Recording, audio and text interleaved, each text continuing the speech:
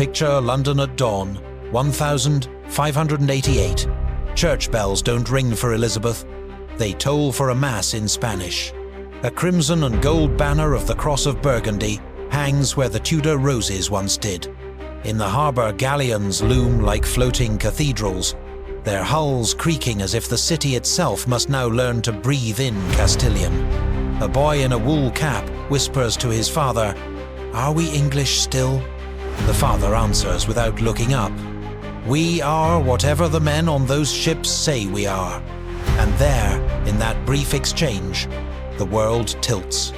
Here's the question that unhooks the gears of history. What if the Spanish Armada had not limped home in storms and splinters, but had crushed England, landed Parma's veterans, dethroned Elizabeth, and folded the kingdom into the Catholic orbit of Philip II? No Elizabethan Golden Age, no theatres along the Thames breaking into laughter at a new playwright named Shakespeare. No Royal Navy school of hard knocks to seed a future British Empire. I imagine the river smell of tar and fish, and beneath it a new scent of incense, heavy and sweet, making the city feel both sacred and foreign. In my head I hear the confession of a frightened court clerk scratching by candlelight. I thought courage was a virtue until it became a crime. If that happens in 1588, does the Atlantic become a Spanish lake from Labrador to Patagonia? Do English dreams of Jamestown never leave the bed? Say it plain. A Spanish officer might murmur to his chaplain as they step ashore, "England shall be a lesson in obedience." The chaplain replies, "And perhaps a test of providence." Our story begins between those two words. Would the Americas become a Spanish-only domain? Or would other European powers, Dutch daring and French cunning, pry open cracks in a seemingly unbreakable empire? Tonight we pull the thread and see how far the tapestry unravels. To understand just how close Europe came to a different destiny, we must step back into the late 16th century. The year is 1588. Philip II of Spain rules the most powerful empire on earth, its galleons heavy with silver from the Americas. England, by contrast, is a restless island under Queen Elizabeth I, its Protestant faith a defiance of Catholic Europe. Spain and England are not merely rivals, they are enemies, locked in a holy struggle, with religion as both banner and sword. The Spanish Armada, a fleet of over 130 ships, was assembled as an instrument of divine justice, or so Philip II believed. Its mission was clear: sail through the English Channel, rendezvous with the Duke of Parma's veteran army in the Low Countries, then invade and subjugate England. In Philip's eyes, Elizabeth was a heretic queen, her crown illegitimate, her people astray. He saw himself as the hand of God, restoring England to the Catholic fold. In England, the mood was tense, but defiant. Elizabeth's famous speech at Tilbury, delivered in armour before her soldiers, still echoes in history. "I have the body of a weak, feeble woman, but I have the heart and stomach of a king." Londoners painted banners, playwrights whispered about freedom, and common sailors joked darkly about whether they'd see their homes again. For them, this was not just about politics, it was survival. The Armada's progress was harried from the start. Storms, logistical failures, and the nimble English Navy under commanders like Sir Francis Drake. Fireships at Calais scattered the Spanish formation, and desperate battles in the Channel drained their strength. By the time the Armada limped north into the North Sea, and then around Scotland and Ireland, it was in ruins. Of the Grand Fleet, nearly half the ships never returned to Spain. But the outcome was far from inevitable. Spanish troops in the Netherlands were seasoned and capable, England's defences fragile.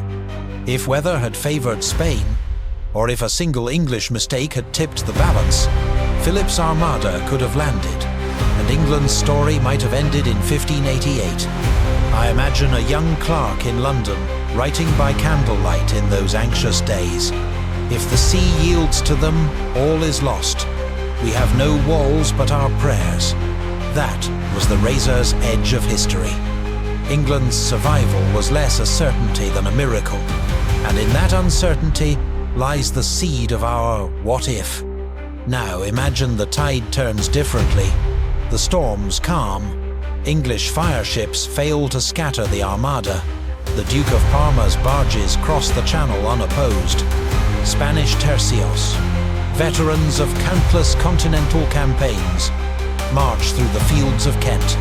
Drums echo, steel glints, and London's heart begins to pound with a new rhythm. Elizabeth, caught between capture and flight, chooses defiance. In this version of history, her Tilbury speech becomes her last act. A chronicler might record her words with trembling ink. If I must wear a crown no longer, then let me wear chains with honor. She is taken, a captive queen, as Spanish banners rise over Whitehall. In the churches, altars are stripped and replaced. The incense of Catholic Mass smothers the smell of ale and smoke. A Spanish officer mutters, half in awe, "This land was meant to be Spanish. See how the bells already sound like ours." To which a weary English priest replies, "No, senor, they sound like surrender." And with Elizabeth gone, so too goes the Elizabethan age. Shakespeare, once destined to write of kings and tragedies, instead pens cautious plays for private halls, or perhaps never dares at all. The great voyages of Drake and Raleigh end before they begin, their ships seized, their names erased. In a single stroke, the spark that might have lit an empire is snuffed out. For Philip II, this is the crown jewel. England folds into his Catholic realm, and the dream of a united Christendom under Spanish guidance seems within reach. Across the Atlantic, whispers spread. If England is gone, who else will challenge Spain in the New World? Here begins the true divergence. With one conquest, the future of oceans, colonies, and culture itself bends in a new direction. The Spanish victory reshapes history, step by step, each year pulling the world further from what we know. Let's walk the timeline. 1588, 1590. The occupation. Spanish troops secure London, garrisoning castles and ports. Elizabeth is sent to a quiet exile. Some say a convent in Castile, others whisper a hidden prison. Parliament is dissolved. Catholic clergy flood the churches, declaring England restored to the true faith. For ordinary Londoners, life changes overnight. Prayers now in Latin, crucifixes returned, and taxes swelling to feed the empire's wars. One merchant grumbles to another in a tavern, "Yesterday I sold cloth to Antwerp. Today I sell silence to Madrid." 1590 seconds. Suppression and assimilation. Protestant leaders flee to Scotland or the Low Countries, where they stir rebellion in exile.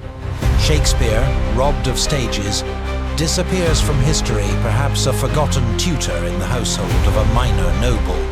Without the flowering of Elizabethan culture, the English Renaissance wilts before it truly blooms.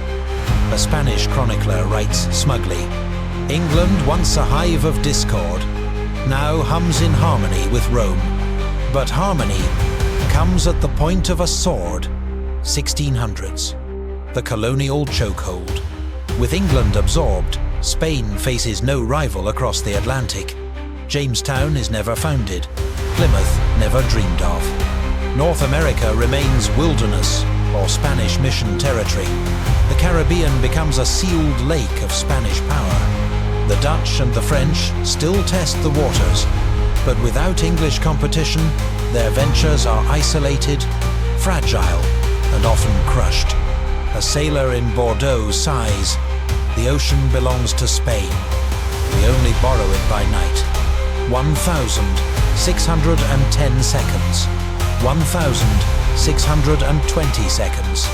The dominoes fall. Scotland, once shielded by English Protestantism, finds itself squeezed. Either it bends to Catholic Spain, or is invaded outright.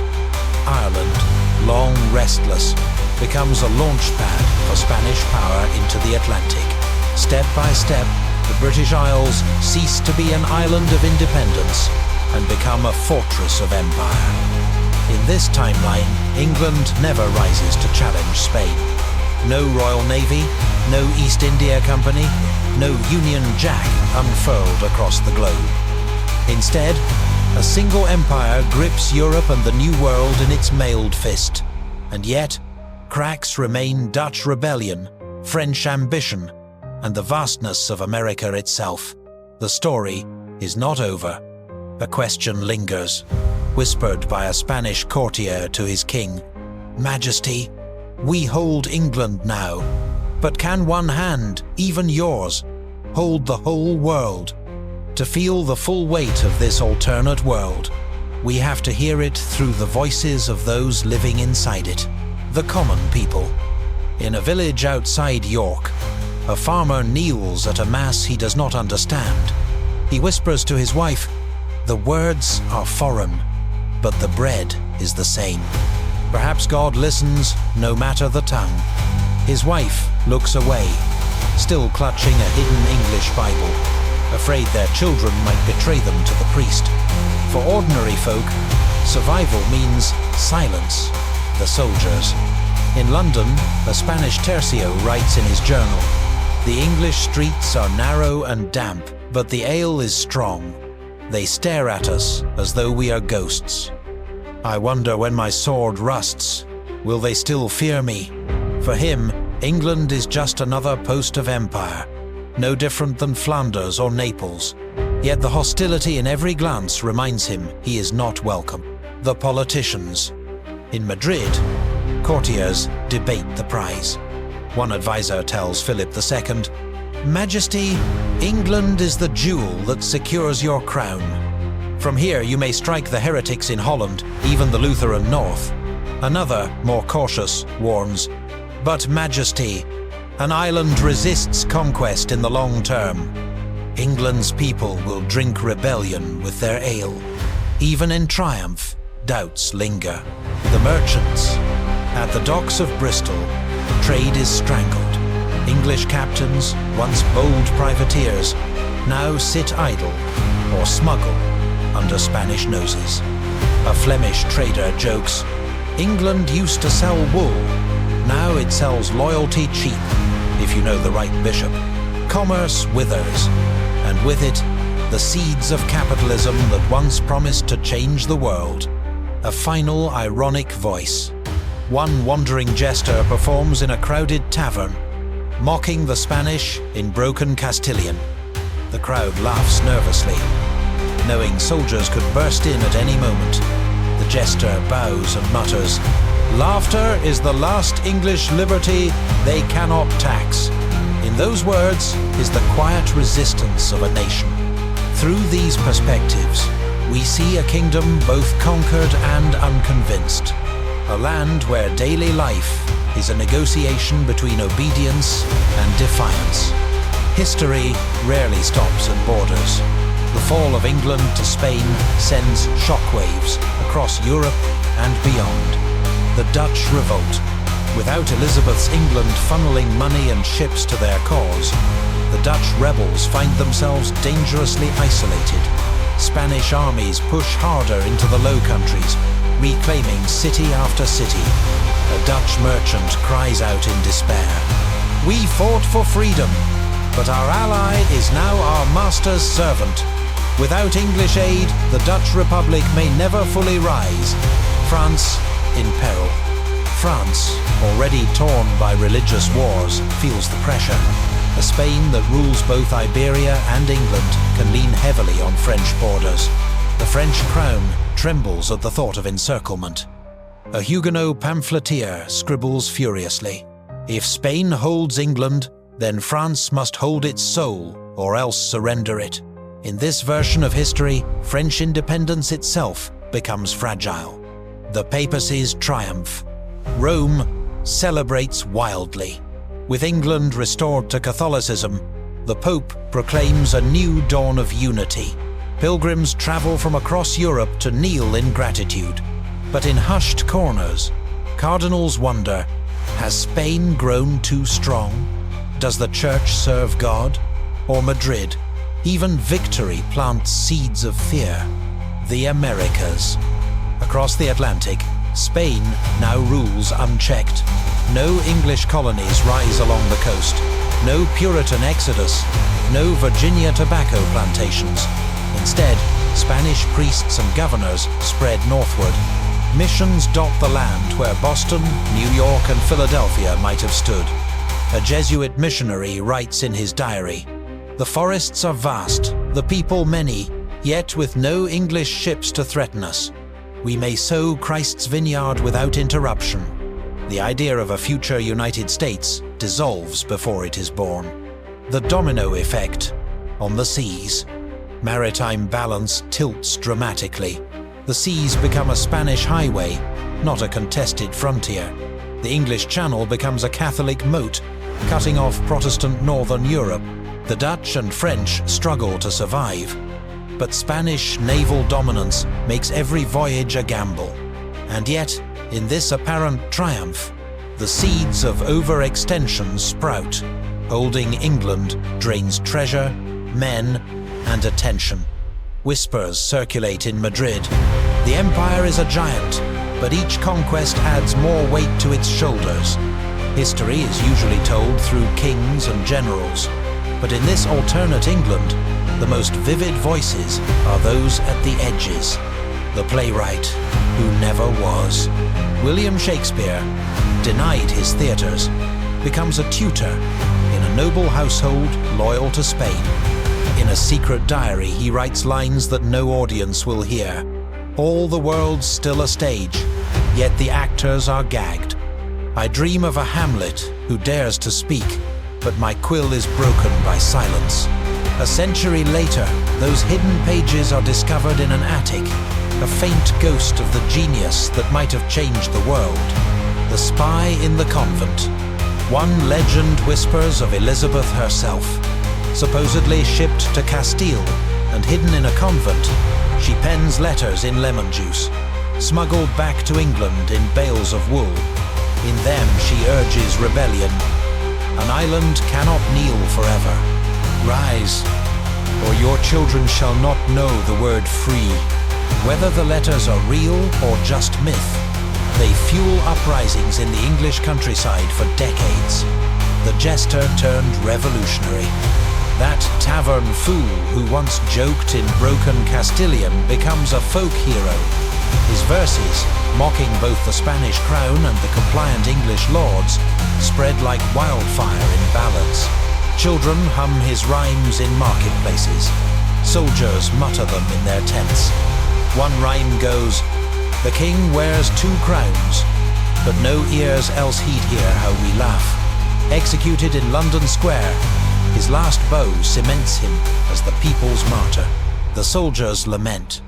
In Seville, an aging Spanish veteran of the English campaign writes his memoirs.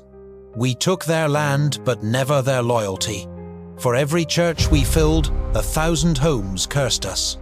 Perhaps God blessed our conquest, but he did not bless our sleep." His book, suppressed by the Inquisition, survives only in fragments, yet becomes a rare window into the cost of empire. Through these side characters, the alternate world gains flesh and bone. Their voices echo what official decrees never say. Conquest is not the same as belonging. The smoke of rebellion fades, but the scars remain. England is no longer the island that once dreamed of empire. It is a battlefield frozen in occupation. Yet the ripple effects reach far beyond its shores. A fractured Europe. Spain's dominance breeds resentment. France, squeezed between Spanish-controlled England and Iberia, hardens its identity, pouring resources into its army and navy. The Dutch, though battered, cling stubbornly to independence. They become the torchbearers of Protestant resistance. turning Amsterdam into a beacon for exiled English thinkers and merchants. The missing British Empire. Without an independent England, there is no global British Empire, no red-coated soldiers marching across India, no colonists planting tobacco in Virginia, no English language spreading across continents. The great naval duels of later centuries never happen. Instead, Spanish fleets continue to dominate, though increasingly harassed by privateers from France and the Netherlands. North America reshaped. In this world, the future United States does not exist. Spanish missions rise along the Atlantic coast, their bells tolling where Boston churches might have stood. The cultural backbone of the New World bends Catholic and Iberian. A Spanish friar might write in his chronicle, "These forests yield to the cross, and no Saxon tongue has yet defiled them. The dream of democracy in the New World flickers and dies before it begins. The slow decline of Spain." But holding England proves as poisonous as it was glorious. The cost of endless garrisons, rebellions, and bribes drains the Spanish treasury. Silver fleets keep arriving, yet inflation devours the wealth. Spain's grandeur becomes a facade, cathedrals rising even as the state drowns in debt. A cynical courtier in Madrid mutters, "We gained the world and lost our purse." A different modernity.